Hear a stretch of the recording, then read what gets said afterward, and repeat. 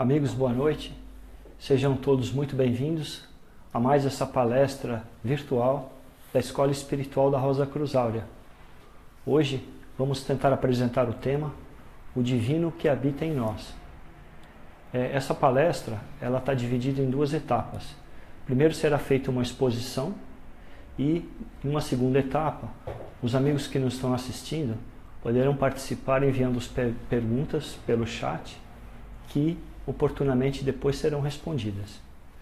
E o que vamos falar aqui hoje são indicações, imagens sobre uma realidade totalmente transcendente à nossa, que é sobre o divino. E, portanto, não é possível expressá-lo, essa realidade, e abarcá-la com palavras, a partir de nosso próprio estado de consciência, nosso próprio estado de consciência comum. Não pode ser descrito, né? Pois transcende. E assim é. E nós nos lembramos, então, das palavras de Lao Tse no Tao Te Ching, que nos fala que se o Tao pudesse ser definido, não seria o eterno Tao. Se o nome pudesse ser pronunciado, não seria o nome eterno. O divino, o absoluto, só pode ser vivenciado. Porém, podemos falar sobre o que se interpõe entre nós e o ser divino, que está em tudo, mas também está em nós. Mas, então, como é que nós nos encontramos e nos percebemos à margem dessa realidade oniabarcante e vivemos num mundo bastante convulsionado e conflituoso? Qual é, então, afinal, essa barreira que se interpõe, né, que nos mantém fora dessa realidade divina? Amigos, essa barreira somos nós mesmos. E o nosso objetivo hoje aqui é dar algumas indicações de como essa barreira que nós mesmos construímos pode ser dissipada e também o que nos cabe fazer em relação a isso. Deus, o absoluto divino, está em tudo e por meio do seu Espírito preenche tudo e a todos os seres. Está presente no ser humano como um princípio latente, como uma semente a ser despertada. E ao mesmo tempo está no ser humano, mas também fora dele. Esse princípio divino tem recebido ao longo das eras diversos nomes pelas diversas escolas espirituais. Hermes Trismegisto, no Egito, nos fala de Pimandro. Krishna, na Índia, nos fala de Atman. Lao Tse, na China, nos fala do Tao. Siddhartha Gautama Buda nos fala da joia no lótus. Nos evangelhos é citado o grão de mostarda. Os Rosa-Cruzes clássicos na Europa nos falam da rosa, do botão de rosa, da rosa do coração. E a escola espiritual moderna da Rosa Cruz Áurea nos fala do átomo centelha do espírito, ou do protoátomo, ou de uma pré-memória que jaz latente no ser humano, esperando ser despertada. Portanto, amigos, o ser humano é mortal enquanto homem personalidade e imortal enquanto princípio espiritual da eternidade que nele habita. O estado de consciência do ser humano atual é egocêntrico e, em decorrência disso, toda a sua visão de mundo, da sua própria existência, das pessoas, das situações, é percebida pelo estreito prisma de seus interesses pessoais, do que ele entende como sendo bom, certo, justo e o que lhe convém no momento. Com base nesse estado de consciência, ele julga, separa, atrai ou repele tudo o que ele mesmo julga que está de acordo ou não com essa sua visão particular. E nessa base, ele toca a sua vida, ele vive e constrói suas relações. Tudo isso é fruto do que lhe chega pelos sentidos, pelos valores, crenças e tendências hereditárias, culturais, raciais, religiosas, morais e kármicas, que ele classifica como belo, bom, justo, e aquilo que ele entende estar em consonância com toda essa bagagem, com toda essa vivência. E negativo, o contrário, tudo que é diferente e não se coaduna com essa visão. Vive a sua vida na base dessa consciência do eu. E irá vivenciar sua vida nessa dualidade. E como fruto dessa experiência, viverá um constante alternar.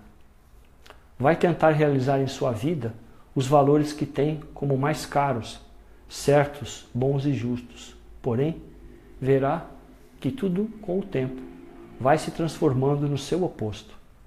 Ele vai intensificar seus esforços, vai lutar com unhas e dentes para conseguir o que deseja, pois afinal, ele só quer o melhor para si, para a sua família, e ele só quer um modelo, uma forma de viver, uma sociedade mais justa, porém, e mais próspera. Porém, nada disso é permanente. E constata que tudo é transitório, que acaba tudo sendo fugaz.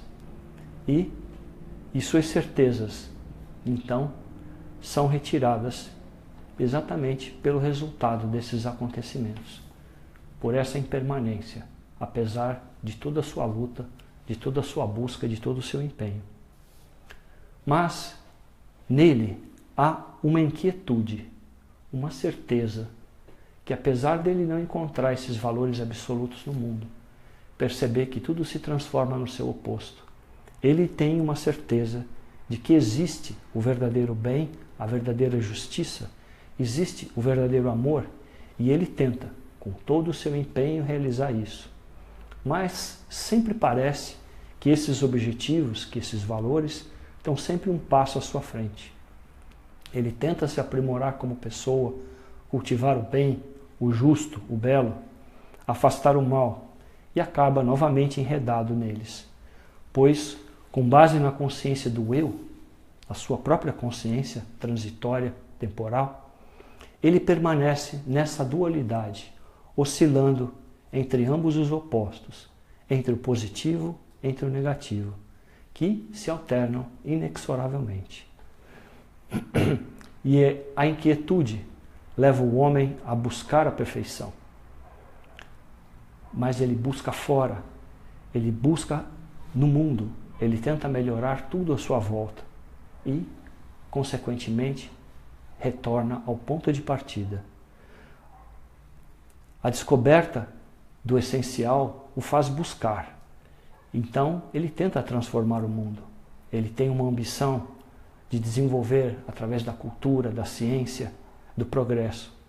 Porém, se a base de tudo isso é o centro de gravidade de toda essa mudança, né, dos seus pensamentos, dos seus desejos e das suas ações, continua sendo o seu eu, esse eu dual, transitório, nada muda de fato.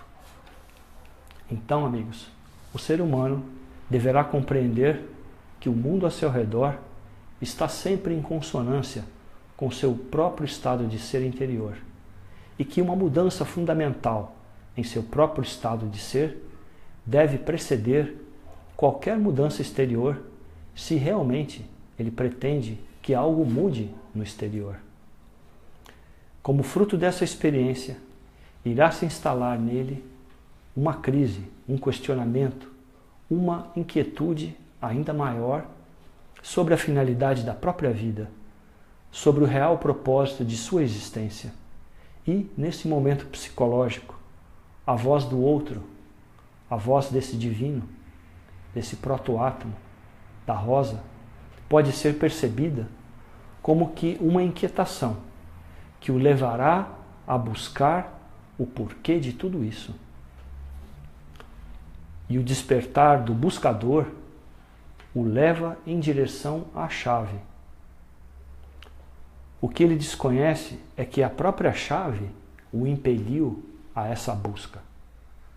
A chave eterna para transcender esse estado de dualidade, de separatividade, está em nós. Então, nesse instante, a busca volta-se para dentro e não mais para fora. Mas é preciso que usemos essa chave que abre a porta para o caminho de transformação estrutural do próprio ser humano. Portamos uma centelha do Espírito que almeja novamente ser trazida à manifestação. Tudo depende de nós, de que caminho e que propósito damos à nossa própria vida.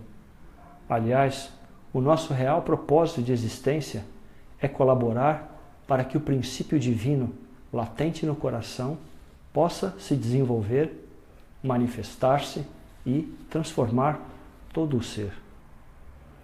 Então, amigos, de uma vida que se tem como certeza a morte, a finitude, passa-se para uma nova vida. E se inicialmente nós mesmos somos essa barreira, nós mesmos também devemos dissipá-la, pois nós somos também, e está em nós, esse ponto de reversão, esse ponto de transcendência a essa realidade temporal. Portanto, há o trabalho da fraternidade da vida, através das escolas espirituais, e há também um trabalho que o buscador precisa realizar em si mesmo, de forma sistemática. A escola espiritual e as escolas espirituais de todos os tempos trazem um campo de radiação, um campo vibratório regenerador, de uma vibração acessível ao ser humano. O ser humano, o buscador, cabe a ele então o reconhecimento de seu estado apartado do todo.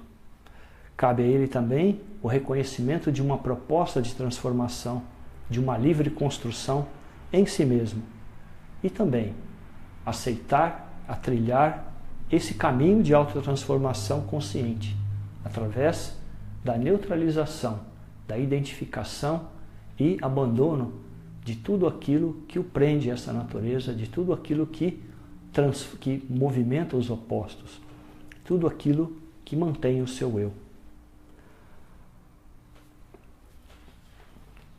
Então, amigos, a partir de uma inquietude fundamental, surge um anseio, uma necessidade de busca, um impulso que é proveniente dessa pré-memória, do átomo centelha do Espírito.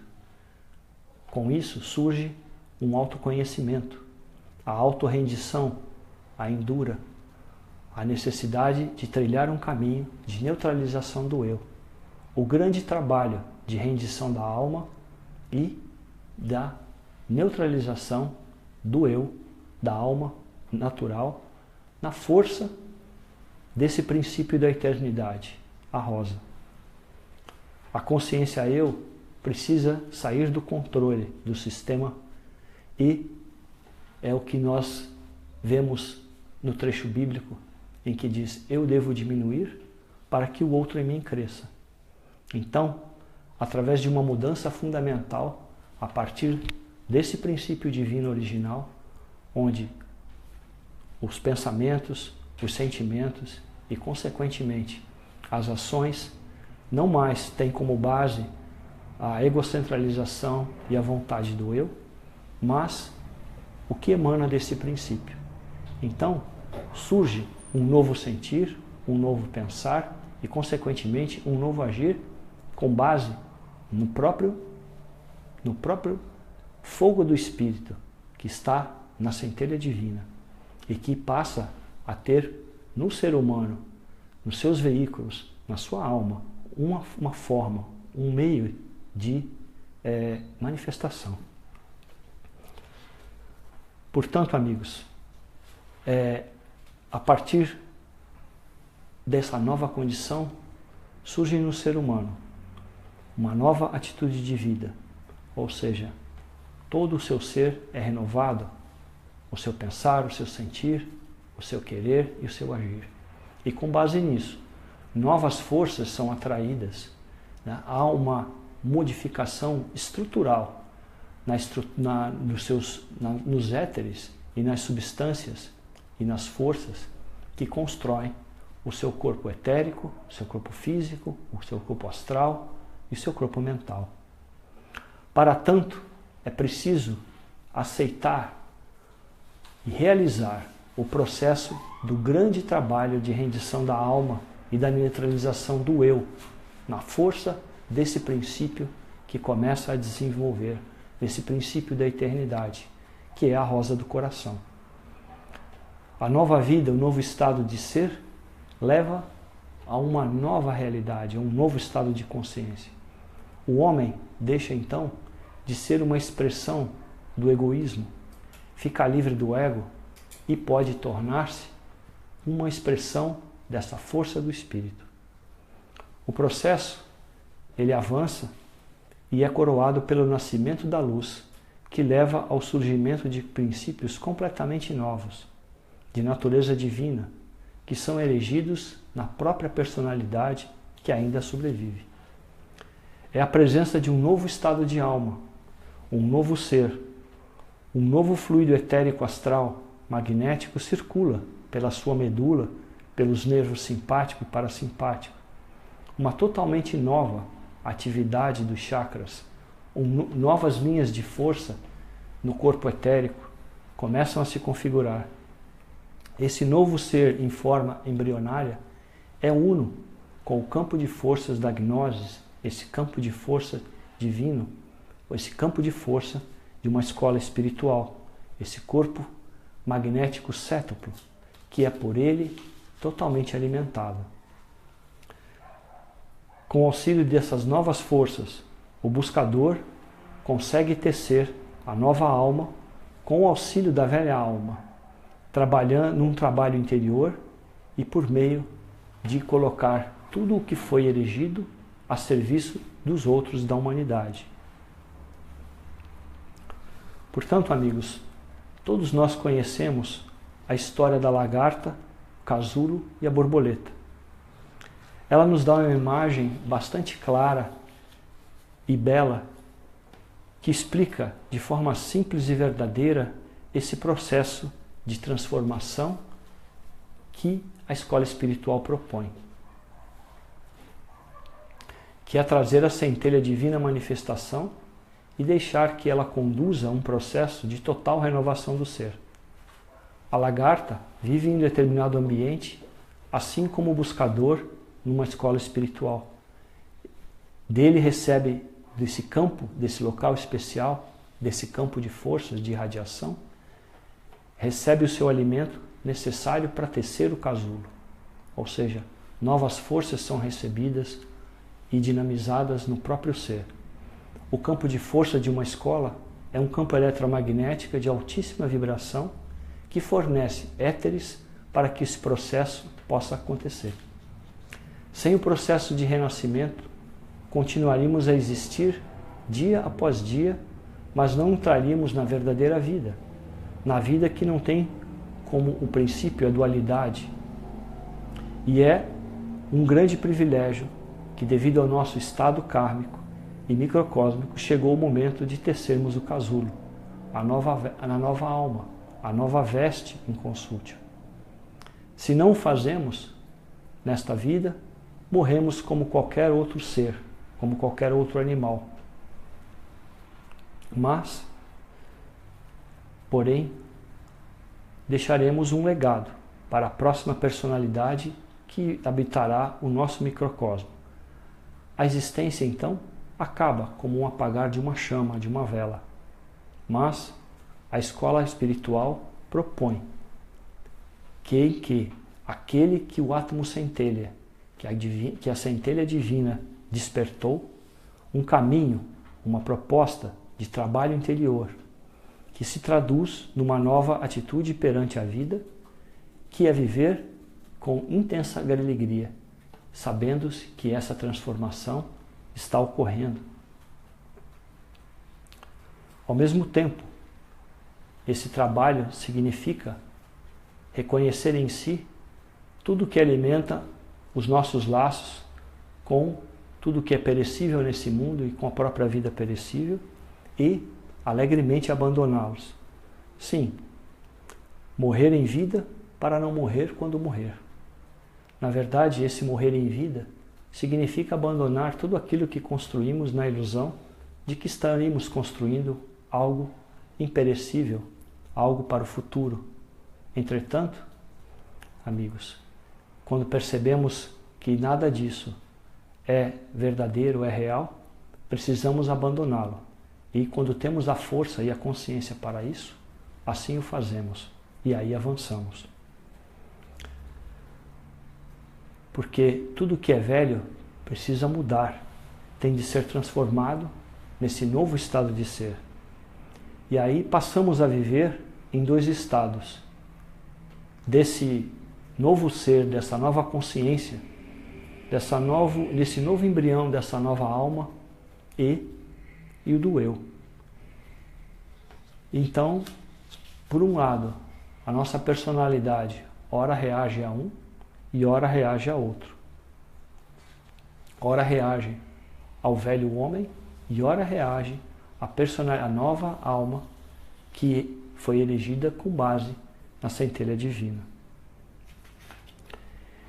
Isso é maravilhoso, porém, temos em nós duas existências, duas vozes, duas consciências que falam em nós, duas forças que nos puxam por lados opostos e nos esticam até o limite. Aceitar essas tensões interiores, verificar de onde elas vêm, trata-se de adquirir conhecimento de si mesmo. Mas é uma questão de render-se completamente à voz do outro e deixar que esse processo se desenvolva em nós. Tornar-se, então, como que um vaso vazio para possibilitar que o outro cresça enquanto o eu diminui. E quando novas forças afluem nesse vaso vazio, o próprio vaso é transformado. A própria estrutura desse vaso, dessa taça do grau, se transforma também. Isso é possível na atmosfera que não é desse mundo, mas um campo de forças de uma escola espiritual, pois nele recebemos as forças para essa transformação, para esse processo de tecer o casulo. E a razão de ser da escola espiritual é exatamente proporcionar as condições para o despertar dessa centelha divina no homem, propiciar a energia, a força, o alimento para o seu desenvolvimento e levar à regeneração de todo o ser, do Filho de Deus que está latente em cada ser humano. Essa é a grande e maravilhosa aventura de nossa vida. A escola é uma usina de transformação e transformação de força e luz, um portal para a alma do mundo que abre o caminho para o campo da ressurreição. E a borboleta, então, sai do casulo e finalmente alça voo para o seu lar. Amigos, para concluir essa exposição e passarmos às perguntas, gostaríamos então de colocar, para finalizar, que portamos uma centelha divina do Espírito que almeja novamente ser trazida à vida. Aliás, esse é o nosso real propósito de existência, que é colaborar com esse princípio divino latente no nosso coração, para que da vida, que tem como a certeza a morte, surja uma nova vida, a vida imperecível. E nós mesmos, somos esse ponto de transição, esse ponto de mudança, na medida em que nós resolvemos trilhar um caminho, aceitamos trilhar esse caminho de transformação estrutural com base nessa chave que nos é dada, essa chave da eternidade, que é seguir, nos deixar seguir totalmente por essa voz, por essa força do Eterno que fala em nós. Amigos, então, para finalizar, existe uma citação de Ângelo Silésios que nos diz que se Cristo nascesse 1000 vezes em Belém e não nascesse em nosso coração, nós continuaríamos extraviados e perdidos. Então, o que se trata aqui não é de aceitar ou de concordar com uma série de sabedorias, de informação ou de dados, mas de colocar em prática, com base numa força que está aqui agora à disposição de todos. Muito obrigado e agora gostaria de me colocar à disposição para as perguntas que estão sendo feitas.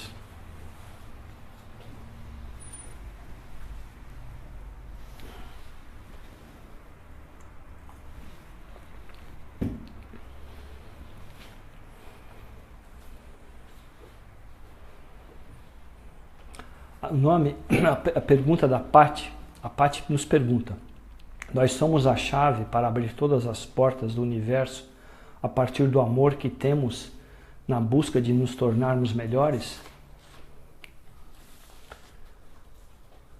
Pati, não se trata apenas de nos tornar melhores. Se nós empreendemos todos os nossos esforços, mesmo que visemos uma transformação, mas com base na nossa própria egocentralização, no próprio eu, na nossa natureza terrena, nós continuaremos a existir, a trabalhar e a produzir resultados dentro desse campo da dualidade, onde tudo se alterna. Então, se nós cultivamos a melhoria de nossa personalidade, de nós mesmos, nessa melhoria existe a semente do que nós chamamos de pior, que estaremos atraindo isso. Porém, se nós percebemos essa dualidade em nós e reconhecemos que a partir do outro, a partir desse princípio que fala em nós, e seguirmos isso, identificando, percebendo em nós tudo aquilo que nós entendemos ser melhor, na verdade, é melhor sob o nosso ponto de vista, mas tem uma contraparte oposta.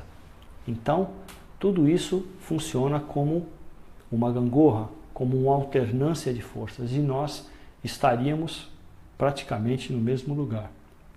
Então é preciso mudar a base, é preciso perceber que o trabalho ele deve começar pelo esvaziamento, pela percepção e o abandono de tudo que vem do eu, mesmo aquilo que nós reputamos como sendo as coisas boas em nós, mas elas têm a sua contraparte do polo oposto e sempre vai causar aquilo que nós queremos abandonar.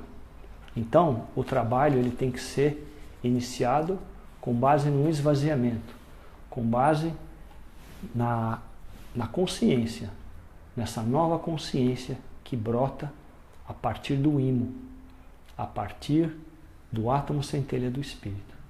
Aí sim, um trabalho pode avançar e realmente as portas da verdadeira transformação podem ser abertas.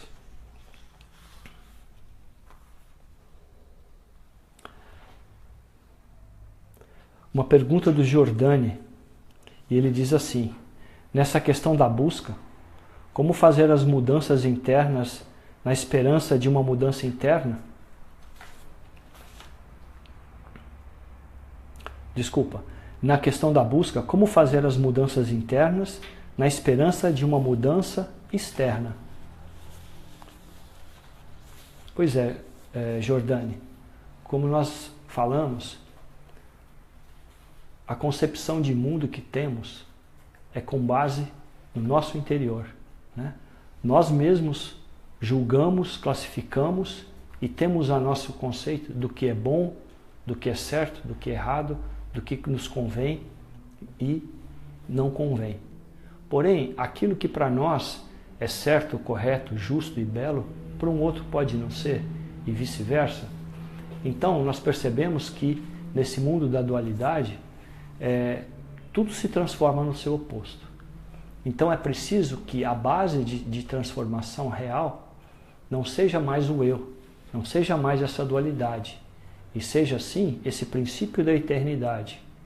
Então, a partir desse princípio, surge uma nova consciência, surge um aquietamento, percebe-se a necessidade de não mais corresponder a tudo aquilo que nós vimos, as nossas tendências, os nossos automatismos, as nossas certezas, tudo isso é posto em xeque. E à luz dessa nova consciência, no campo de força de uma escola espiritual, esse princípio divino, ele pode ganhar força. E, ao ganhar força, ele como que abre um espaço, né, para que tudo isso que nós fazemos, pensamos, sentimos, percebamos de onde vem isso, né, e realmente nos abstenhamos de fazê-lo. Então, sem uma mudança interior, não há mudança exterior. Por quê? Porque tudo que é fora tem reflexo e tem origem no que está dentro. Então é preciso mudar o interior para que realmente haja uma mudança no exterior. Não só na forma como agimos, mas também na forma como nós percebemos a realidade e enxergamos o mundo.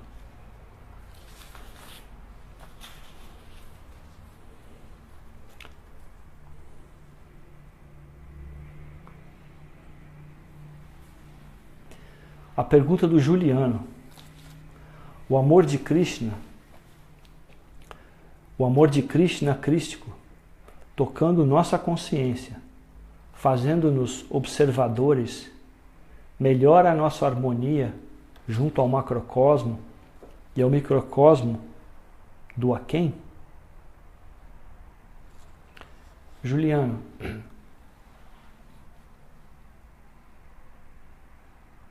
quando nós nos colocamos nessa posição de observadores, existe uma chance de nós não mais alimentarmos e não mais manifestarmos todas essas tendências que nós temos introjetadas, que são os valores, o que aprendemos com base nos ensinamentos que os nossos pais nos ensinaram, enfim, tudo que nós reputamos ser correto, ser justo, né? E que nos impelem a agir, a reagir. E a condição de observador nos traz a possibilidade de tomar consciência e de não mais apenas reagir.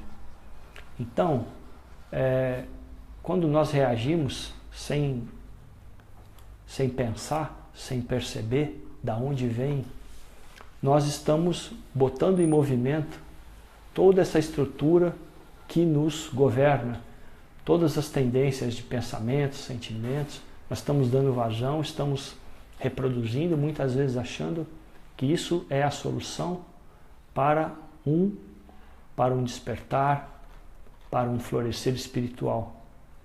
Portanto, sem dúvida, esse esvaziamento, essa possibilidade que nos é concedida a partir do voltar-se a esse outro em nós, realmente nos coloca em condição de parar esse fluxo do karma, parar de sermos mais um que tece a teia do aprisionamento desse mundo.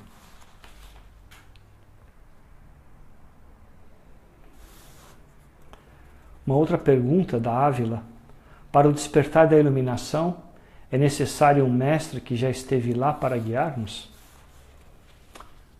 Ávila, hoje, se nós formos ver, o que nos impele a buscar é esse caos desse mundo, essa inquietude, essa conflagração, essa aceleração. Hoje em dia, os tempos em que vivemos nos trazem, nos sacodem, nos tiram da nossa zona de conforto e tudo na vida, tudo no mundo está se mostrando como é. E isso nos coloca numa posição de nós nos posicionarmos. Então, muitos, incontáveis seres humanos estão buscando, estão despertando para dizer assim, afinal de contas, o que é tudo isso? Por que é tudo isso? Onde nós vamos chegar? Olha as condições do mundo, olha o que os seres humanos fazem uns com os outros. Então isso aguça muito a consciência e fustiga e inquieta os corações.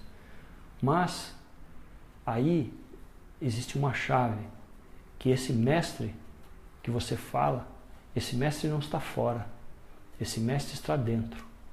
Esse mestre é exatamente esse princípio divino original. E que é, que era e que sempre estará. Porque se a gente for ver, tudo que uma escola espiritual, que as escolas espirituais de todos os tempos fizeram e têm feito, é nos trazer um conhecimento, muitas vezes através de textos, de símbolos, de histórias, mas sobretudo através de uma força que toca, que evoca, que traz à tona, que vai buscar e faz vibrar e revivificar o quê? Esse princípio, essa chama, essa brasa, esse látego, esse princípio divino original, esse Atman, essa rosa do coração. E, a partir daí, isso nos fala, porque a vida como está hoje, o mundo como está hoje, nos faz ficar na ponta dos pés. Nós estamos todos atentos. A cada momento as coisas se sucedem. Então, isso faz com que nós nos questionemos e questionemos tudo o tempo todo. Então as certezas, as seguranças, elas estão ruindo. Isso é a grande transformação. Porque é preciso uma renovação. Então tudo se mostra como é para que possa ser renovado. E aí, de onde virá essa renovação?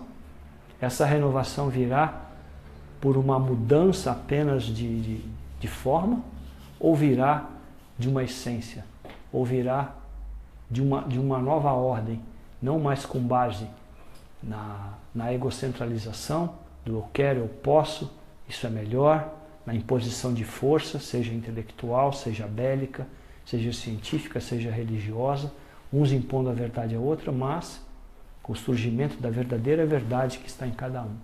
Então esse mestre, ele está dentro, e ele é o verdadeiro guia. E esse princípio crístico, esse princípio de transformação, é através dele que que esse caminho pode ser trilhado.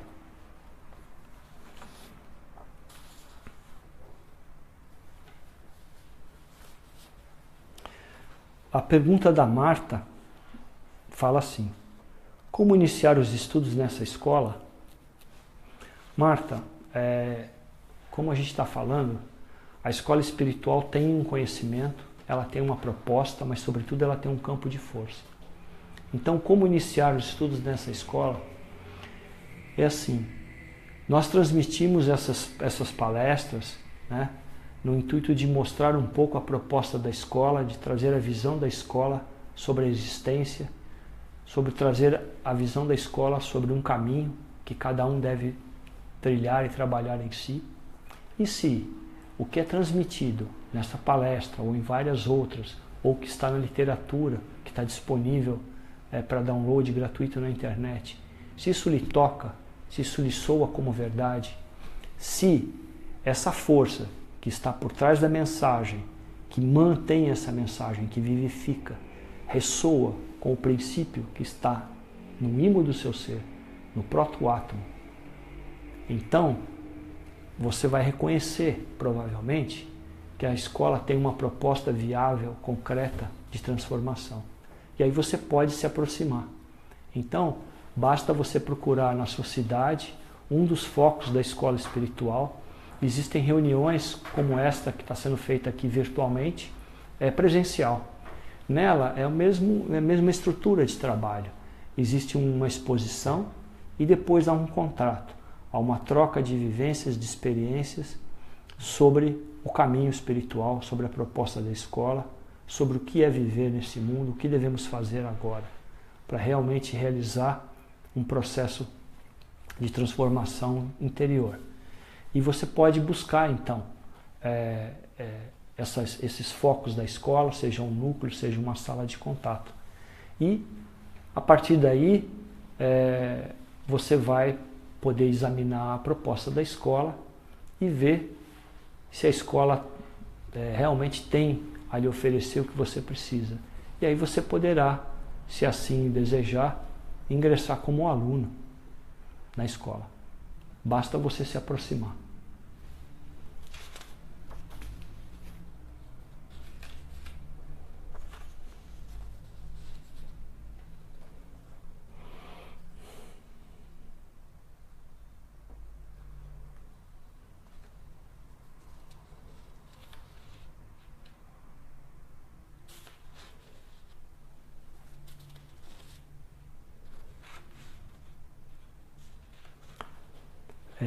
Tem mais algumas perguntas. A pergunta da Simara. Até que ponto a escola orienta essa demolição do ego? É possível e aconselhável essa demolição total? O ego não tem a sua função de nos trazer alguns ensinamentos? Simara, o que a escola propõe não é simplesmente a extinção total da nossa alma, mas sim uma troca, uma transfiguração, uma troca de figura, ou seja, a partir de uma velha condição, de uma velha personalidade, de uma velha consciência dual, totalmente terrena. Quando essa consciência dual, totalmente terrena, percebe que ela mesma, por si só, não consegue transcender esse estado, então, nesse momento, se abre um espaço para perceber o que já está, o que é. E é esse princípio, esse embrião, essa nova consciência que pode ser, que pode surgir a partir desse princípio divino original. E aí, o que vai acontecer? Vai surgir uma nova compreensão, um discernimento de que? Dos nossos condicionamentos, do nosso aprisionamento, das nossas tendências, e a partir desse discernimento, dessa clareza, é que surge também a possibilidade de nós nos abstermos de continuar realizando e vivendo e manifestando tudo que vem desses condicionamentos, dessa visão cristalizada, que mantém as coisas como estão, né?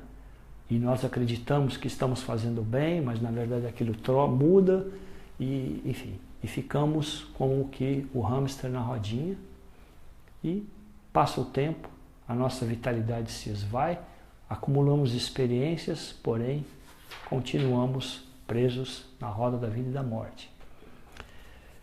Então, essa demolição total do ego é para que surja o verdadeiro eu, porque esse eu temporal que está aí, que nós nos identificamos, esse eu, ele não é uma finalidade em si, ele é um meio exatamente para servir de manifestação a esse outro em nós que até então está latente, está sufocado exatamente por quê? Porque o eu toma a frente e resolve realizar os seus planos, ocupar o espaço da vida. Então, quando exatamente das experiências da vida a gente se percebe patinando, a gente percebe que por mais que a gente seja bem sucedido na vida, lute, tenha conseguido coisas, sempre falta algo. Surge essa necessidade do absoluto, essa sede que não é aplacada pelo que a ilusão organizada do mundo tem a nos oferecer, é que surge essa inquietude, é que surge essa necessidade de busca. E aí é que o ser humano se volta para a escola espiritual. E nessa condição, nessa busca, ele vai perceber que exatamente esse eu, esse ego, com o qual ele se identifica. Ele olha no espelho e fala, eu sou eu. Esse precisa diminuir, esse precisa se colocar a serviço desse outro. Então, na verdade, é uma diminuição para que a verdadeira vida surja. Então, na verdade, é uma morte que leva à vida.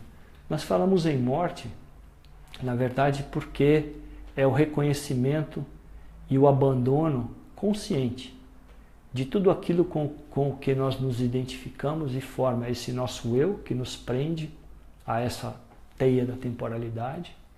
E quando nós reconhecemos isso, e de livre e espontânea vontade, e sobretudo na força dessa consciência desse outro, nos é possível perceber como abandonar, como não mais compactuar com isso. E aí, exatamente o que você falou, ou seja, esse eu, esse ego, nos leva até um limite, até uma fronteira. Mas a partir dessa fronteira, ele não pode mais seguir. Então, ele precisa declinar, ele precisa ceder espaço para que um outro surja. Né? E é assim. É assim que é o caminho. Nós chegamos a uma verdade, aquela verdade cumpre um papel, nos leva a uma condição, a partir dali, nessa nova realidade, uma outra realidade vai se suceder. Então tudo aquilo que nos levou até ali precisa ser abandonado, nós nos abrimos para o novo, para prosseguirmos.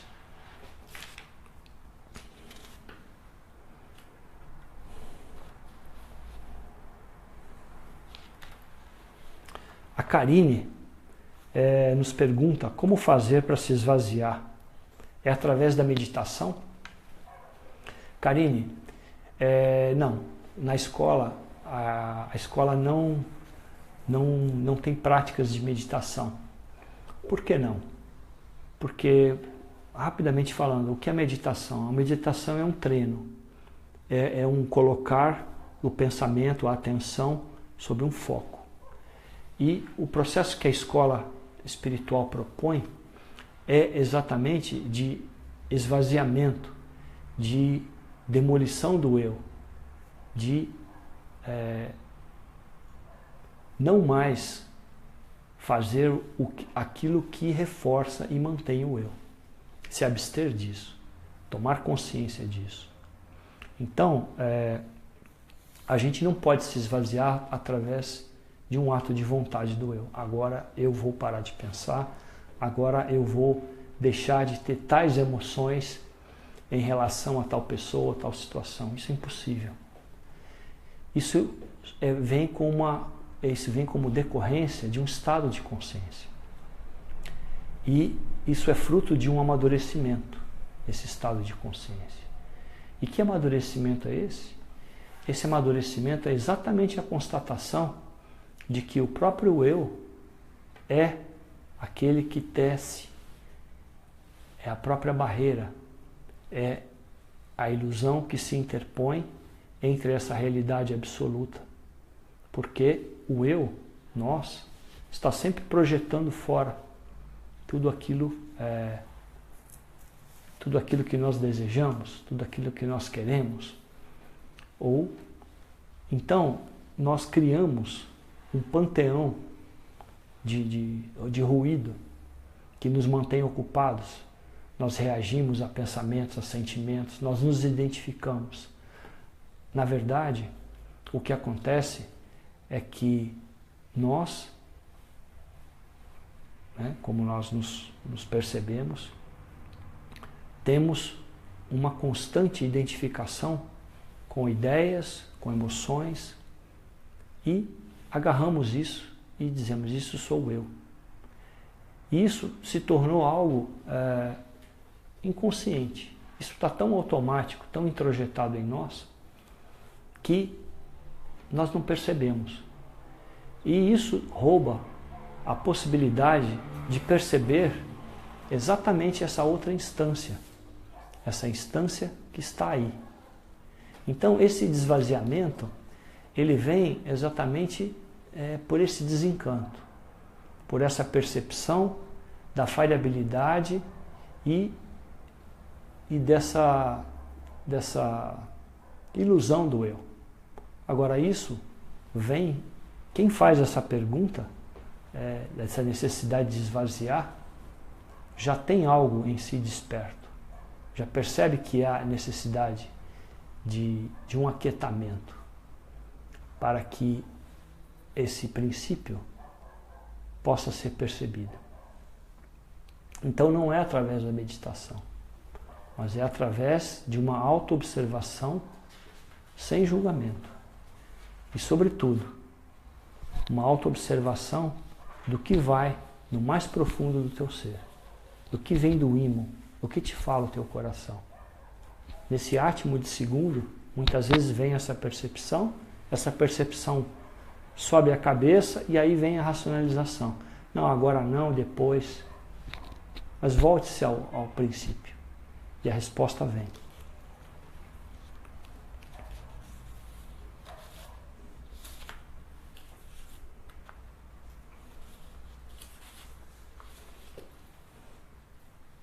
Temos mais perguntas aqui?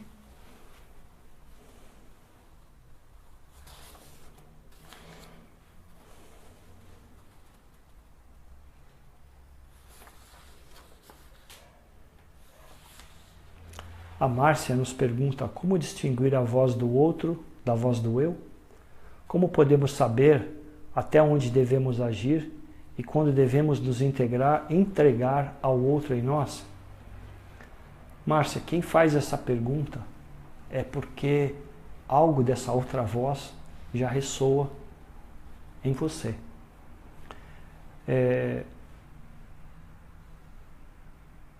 Quando os nossos impulsos dizem respeito à nossa autorrealização, geralmente eles vêm do eu. A preservação, a autoexaltação, né? A busca pelo conforto, pela posse, pelo prestígio ou pelo poder, seja em que nível for. Mas, quando tudo isso que o mundo tem nos oferecer já não nos cativa tanto, já não faz brilhar os nossos olhos, já não nos anima, nós dizemos, puxa, mais do mesmo, é sinal de que o outro está falando em você, no sentido de que há uma carência que precisa ser suprida.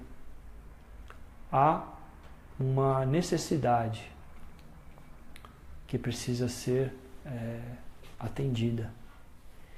E essa necessidade, esse grito de socorro vem exatamente desse princípio divino que quer se manifestar.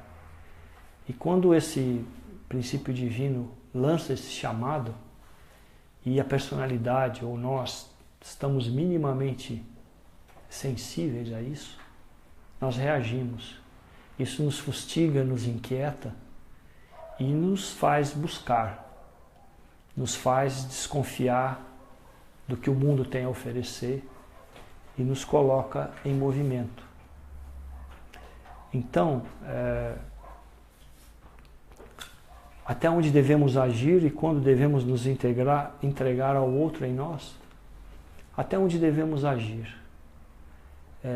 Devemos sondar de onde vem o impulso para agir. Né? De onde vem isso? Qual a finalidade? O que está por trás? Qual a intenção? Realmente é para suprir algo de uma necessidade concreta que diz respeito ao nosso prestígio, a ser reconhecido, ou é uma necessidade da busca pelo absoluto?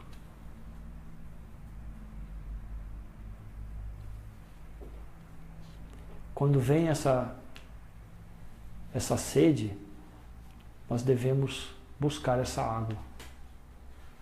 E nós devemos nos entregar a isso Sempre. Porque esse é o objetivo de uma escola espiritual e de um caminho de transformação.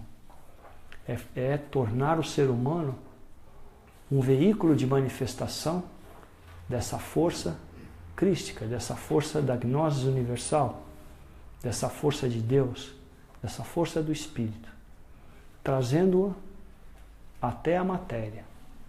E, a partir desse ser que se liga e se torna um veículo de manifestação, levar isso a todos, irradiarem pessoalmente, viver disso. E, a partir daí, possibilitar que esse mesmo caminho, que essa teia de ilusão que prende o ser humano, possa ser desfeita. Porque cada um que se liberta um pouco, ou se liberta totalmente disso, enfraquece um desses nós, dessa teia de ilusão, e facilita muito o caminho para os demais. Amigos, estamos nos aproximando da nossa hora, mas eu acho que temos tempo para mais uma pergunta. É uma pergunta da Simone. Como vibrar além da dualidade e trazer essa vibração de unidade para a nossa vida aqui nessa dimensão? Simone,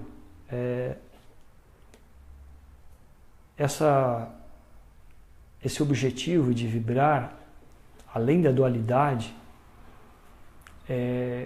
isso não pode ser uma decisão com base num objetivo de alcançar grandes alturas espirituais ou se realizar. Isso é com base numa necessidade, num desencanto com a dualidade.